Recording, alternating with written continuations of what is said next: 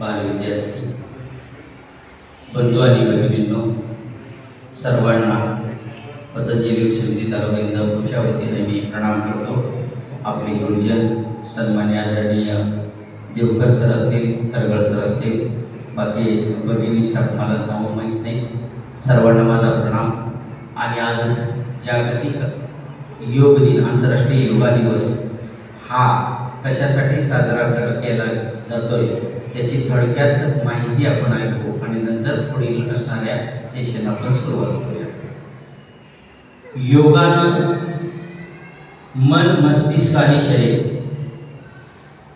याचं संतुलन करण्याचं काम योगाच्या माध्यमातून केलं जातं। योग म्हणजे जोडणे आणि ती जोडण्याचं काम श्वसनावर नियंत्रण करण्याच्या क्रियेनं, आसनानं आणि व्यायाम